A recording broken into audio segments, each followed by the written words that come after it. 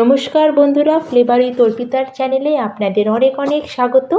আজকে আমি 1 cup oats আর half cup সুজি দিয়ে খুবই একটা হেলদি অ্যান্ড টেস্টি নাস্তা রেসিপি নিয়ে চলে এসেছি। আর এই নাস্তাটা আজকে বানানোর জন্য সবার প্রথমে এখানে নিয়ে নিচ্ছি একটা মিক্সিং জার।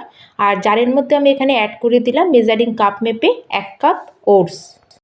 আর যেই কাপ মেপে এখানে আমি 1 কাপ ওটস নিয়েছিলাম সেই কাপেরই এখানে আমি নিয়ে নিয়েছি হাফ কাপ সুজি। আপনারা যে কোনো কাপ বা বাটি বা গ্লাস সেট করে নেবেন আর তাতেই সব মেজারমেন্টগুলো নেবেন। আর এখন আমরা ওটসটাকে আর সুজিটাকে একসাথে একটা পাউডার মতো তৈরি করে নেব। আর দেখতে পাচ্ছেন বন্ধুরা, এভাবে আমি এটাকে পাউডার বানিয়ে নিয়ে চলে এসেছি। আর এই নাস্তাটা বানানোর জন্য আপনারা যে কোনো সুজি ইউজ করতে পারেন, এতে কোনো অসুবিধা নেই।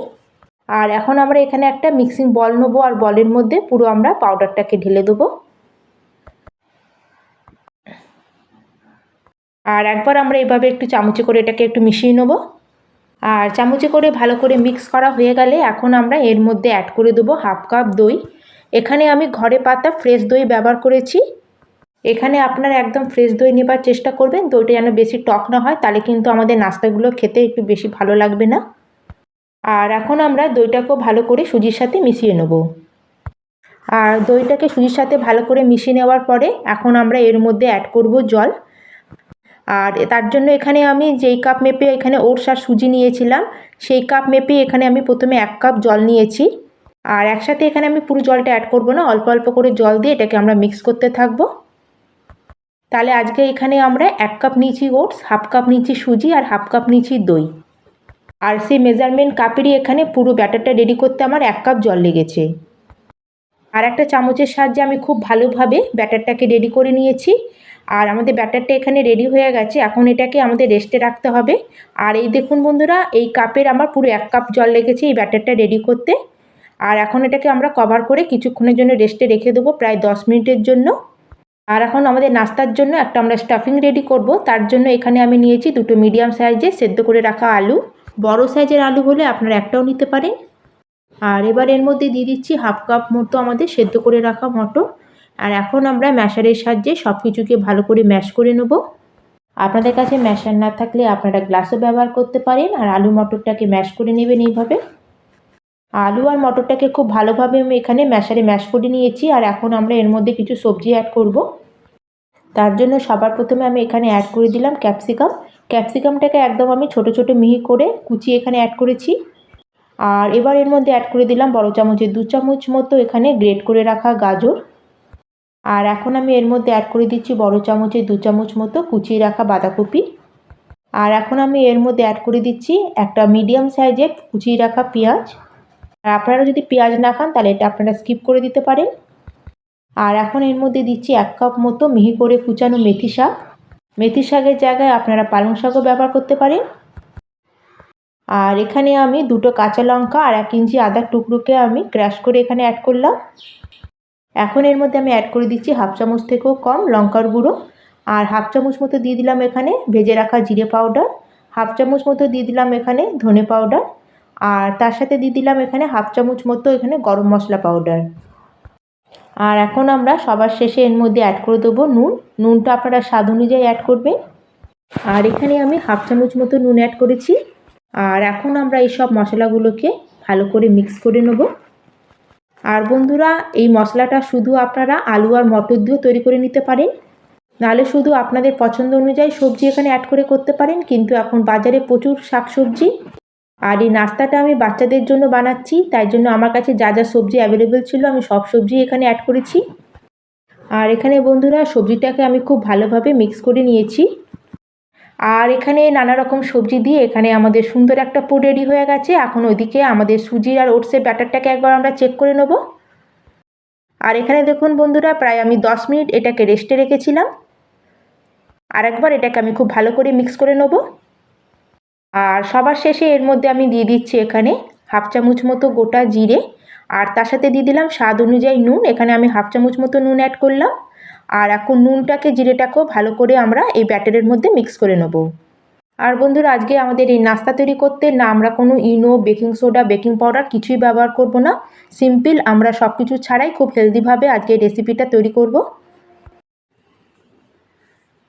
আর আপনারা এই নাস্তাটা সকালবেলা ব্রেকফাস্টও বানিয়ে নিতে পারেন বা বাচ্চাদের টিফিনে বা অফিসেও আপনারা এটা দিতে পারেন। আর আমার ব্যাটার এখানে ফাইনাল কনসিস্টেন্সিটা আপনারা দেখে নিলেন বন্ধুরা, আমাদের ঠিক এরকম রাখতে হবে। এখন তাহলে চলুন আমরা নাস্তাগুলো তৈরি করে নেব। আর এদিকে গ্যাসে একটা তাওয়া বসিয়ে তাওয়াটাকে প্রথমে ভালো করে আমরা গরম করে নেব।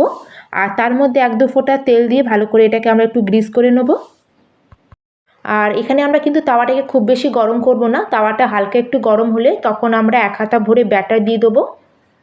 এইভাবে হাতার পেছন দিয়ে এইভাবে ঘুরিয়ে একটু এটাকে স্প্রেড করে নেব।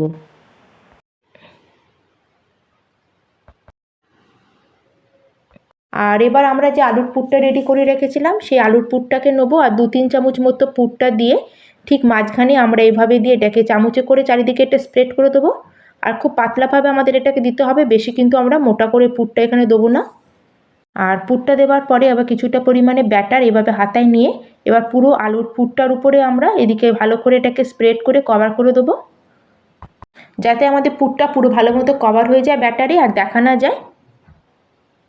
এটা বানানো কিন্তু খুবই সহজ, আপনারা একবার যদি ঠিক করে দেখেন তাহলে ইজিলি এটা বানাতে পারবেন। আর এখন আমি এইভাবে হাতায় করে ভালো করে এটাকে চারিদিক থেকে কভার করে দিয়েছি। আর এইটা বানানোর সময় গ্যাসের ফ্লেমটাকে অবশ্যই কিন্তু আমাদের লোতে রাখতে হবে, গ্যাসের ফ্লেমটাকে কিন্তু একদম হাই হিটে করা যাবে না, তাহলে কিন্তু নিচ থেকে পুরো জ্বলে যাবে। আর লো ফ্লেমে এটাকে আমরা প্রায় 1.5 মিনিট মতো আমি কভার করে রেখেছিলাম। আর উপরটা একটু ড্রাই মতো যখন হয়ে যাবে তখন আমরা কভার সরিয়ে উপর দিয়ে একটু অয়েল ব্রাশ করে দেবো।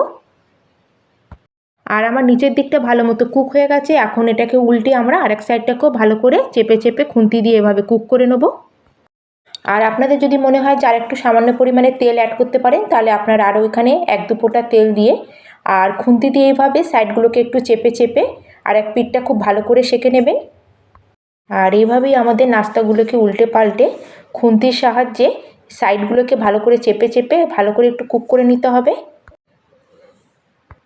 আর এদিকে আমার দুদিকটাই খুব সুন্দরভাবে গোল্ডেন কালার চলে এসেছে নাস্তার মধ্যে, এটা আমার ভালো মতো শাঁকা হয়ে গেছে, এখন এটাকে আমরা বার করে নেব। আর এই দেখুন বন্ধুরা, এখানে আমার একটা ভীষণ হেলদি অ্যান্ড টেস্টি একটা নাস্তা আমাদের রেডি হয়ে গেছে। আর একই রকমভাবে আমি সব নাস্তাগুলোকে রেডি করে নিচ্ছি। আর এখানে আমি 1 হাতা ব্যাটার দিয়ে করছি, কারণ নাস্তাগুলোকে আমি একটু ছোটো ছোটো মতো রেডি করছি, আপনারা যদি বড় করেন তাহলে এখানে 1.5 হাতা মতো ব্যাটার অ্যাড করতে পারেন। আর সেকেন্ড নাস্তাটা বানানোর সময় এখানে কিন্তু আমি তাওয়াতে কোনো রকম অয়েল ব্রাশ করিনি, আর এখানে আমি পরে হালকা অল্প তেল ইউজ করব। আর খুব অল্প তেল দিয়ে আমাদের এই নাস্তাগুলো রেডি হয়ে যায়, একদম তেলই লাগে না এতে। আর এইভাবে পুরো আমাদের পুরটা মাঝখানে দেবার পরে এইভাবে আমরা পুরো ব্যাটারটাকে ভালো করে এর উপর দিয়ে কভার করে দেবো। আর ব্যাটারটা ভালো করে দেওয়ার পরে উপর থেকে এখন আমরা এটাকে কভার করে রেখে দেবো কিছুক্ষণের জন্য। আর যখন দেখবেন উপরটা এইভাবে একটু ড্রাই হয়ে গেছে তখন আমরা সামান্য 1-2 ফোঁটা তেল এর উপর দিয়ে ভালো করে গ্রিস করে দেবো। আর খুন্তি দিয়ে এইভাবে চেপে চেপে আমরা সাইডগুলোকে ভালো করে সেঁকে নেবো, কারণ সাইডগুলো সাধারণত কাঁচা থেকে যায়, তাই একটু খুন্তি দিয়ে চেপে চেপে আমাদের এগুলোকে বানিয়ে নিতে হবে। আর এইভাবে আমি সব নাস্তাগুলোকে রেডি করে নিয়েছি। তাহলে বন্ধুরা, আজকের এই রেসিপি আপনাদের কেমন লাগলো অবশ্যই কিন্তু আমাকে কমেন্ট করে জানাবেন, ভালো লাগলে লাইক করবেন, শেয়ার করবেন। আর চ্যানেলে যদি নতুন বন্ধু হয়ে থাকেন তাহলে প্লিজ চ্যানেলটিকে সাবস্ক্রাইব করে দেবেন।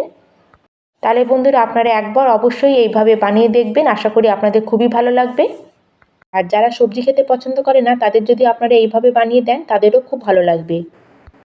তাহলে আজকের মতো আমি এখানেই শেষ করলাম, আবার চলে আসবো অন্য একটি নতুন রেসিপি নিয়ে। ধন্যবাদ।